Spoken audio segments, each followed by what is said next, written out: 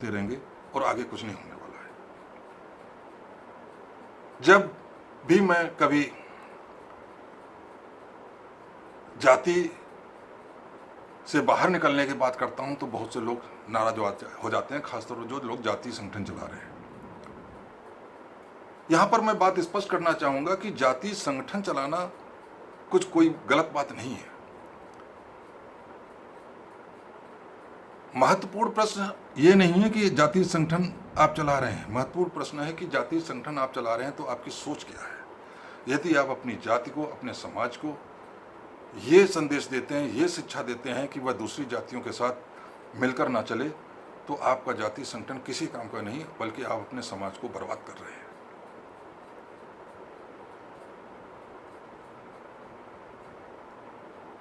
जाति से प्रेम करिए,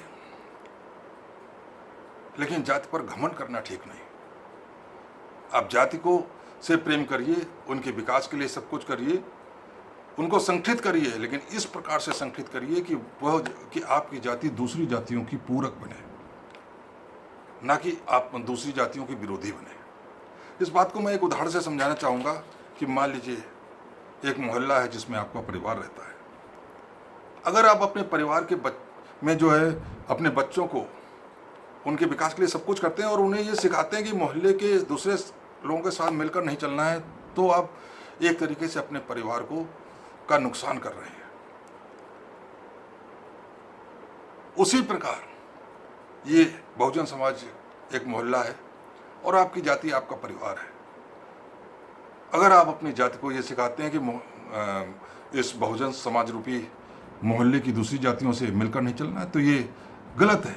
वो भी जो हमारी साझा लड़ाई है, हमारे साझा दुख हैं, उनके ऊपर हम एक साथ एक दूसरे से कंधे मिलाकर नहीं चलना है। अगर ये शिक्षा आप देते हैं तो बिल्कुल गलत है, आप समाज का नुकसान कर रहे हैं। इसलिए जाति आधारित संगठन चलाना महत्वपूर्ण नहीं है, महत्वपूर्ण है कि आप उनको शिक्षा क्या दे रहे हैं। आप समाज को संगठित करिए और इस प्रकार संगठित करिए कि लोग एक दूसरे के पूरक बने, एक दूसरे के विरोधी ना बने, क्योंकि ये लड़ाई हमारी सामूहिक लड़ाई है। जातिवाद के विरुद्ध जो लड़ाई है वो हमारी सामूहिक लड़ाई है। और साथियों, इसके लिए हमें सबको अपना मानसिक परिवर्तन करना होगा। मानसिक परिवर्तन, समाज का मानसिक परिवर्तन हो, इसके लिए हमें एक आंदोलन चलाना होगा। और मैं तो कहता हूं कि खाली SC ST OBC को ही अपना मानसिक परिवर्तन नहीं करना होगा, सबड़ समाज को भी अपना मानसिक परिवर्तन करना होगा। यदि सबड़ समाज इस देश को लोकतांत्रिक मूल्यों पर आधारित एक राष्ट्र के रूप में देखना चाहता है, उसे सोचना चाहिए कि यदि अमेरिका में नस्ली भेदभाव के कारण एक व्यक्ति की मौत होती है और सड़क पर प्रदर्शन होते हैं उसके विरोध में, तो वो जब वहां के श्वेत लोग उसके समर्थन में सड़क पर उतर सकते हैं, उनको पूरा नैतिक समर्थन दे सकते हैं, तो भारत में दलित आदिवासियों पर जब अत्याचार होते हैं तो यहाँ के सबड़ समाज सड़क पर उनके समर्थन में क्यों नहीं उतरता। सबड़ समाज यहाँ पर संख्या में सिर्फ 15% है, लेकिन देश की सत्ता पूरी तरीके से उनके हाथ में है, उनके नियंत्रण में। इसलिए यदि उनके अंदर मानसिक परिवर्तन आता है तो इस देश में बहुत जल्दी परिवर्तन आएगा और ये देश लोकतांत्रिक मूल्यों के पर आधारित नए राष्ट्र के रूप में बनने में जल्दी सफल होगा। लेकिन सबड़ समाज के अंदर परिवर्तन आता है या नहीं आता है, इस बात की प्रतीक्षा बहुजन समाज की जातियों को नहीं करना है, क्योंकि यदि उनके अंदर परिवर्तन आएगा तो वो देश को अच्छा देखने के लिए वो अपने अंदर परिवर्तन लाना चाहेंगे। लेकिन बहुजन जातियों को अपना मानसिक परिवर्तन करना है, वो अपनी मुक्ति के लिए करना है। जातिवाद विरोधी आंदोलन जो है वो आपकी अपनी मुक्ति का आंदोलन है, हमारी मुक्ति का आंदोलन है। जातिवाद भेदभाव से मुक्त अगर हमें समाज का निर्माण करना है तो वो हमारी मुक्ति का आंदोलन है।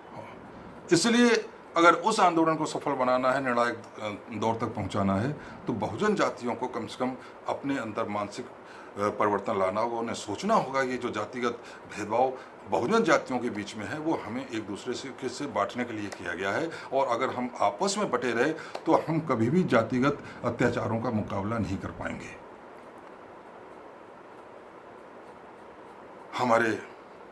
हमें ये भी सोचना होगा कि हमारे महापुरुष किस तरह का देश चाहते थे। 1964 में मार्टिन लूथर किंग ने एक कल्पना की थी एक सभा के सामने, बड़ा ऐतिहासिक है उसका भाषण, जिसमें उन्होंने एक ऐसे अमेरिका की कल्पना की थी जिसमें श्वेत और श्वेत के बीच में कोई भेदभाव ना हो, दोनों एक दूसरे को इंसान की नज़र से देखें। भारत के संबंध में भी यही कल्पना हमारे महापुरुषों ने की, चाहे चंद्रशेखर आज़ाद हों, चाहे भगत सिंह हों जिन्होंने इस देश के लिए अपनी जान न्यौछावर कर दी, या चाहे हमारे संविधान निर्माता हों, देश की आज़ादी के लिए लड़ने वाले दूसरे लोग हों, सभी ने ऐसे राष्ट्र की कल्पना करी जिसमें जात के आधार पर, धर्म के आधार पर आपस में कोई भेदभाव ना हो, सब एक दूसरे को इंसान की नज़र से देखें। लेकिन ऐसा अभी तक तो नहीं हो पाया है।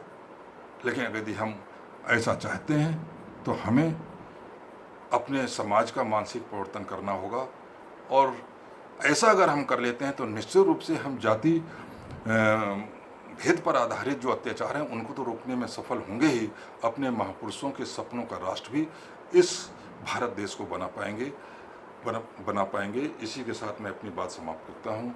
सभी साथियों को जय भीम, नमो बुद्धाय, आदाब, सत श्री अकाल।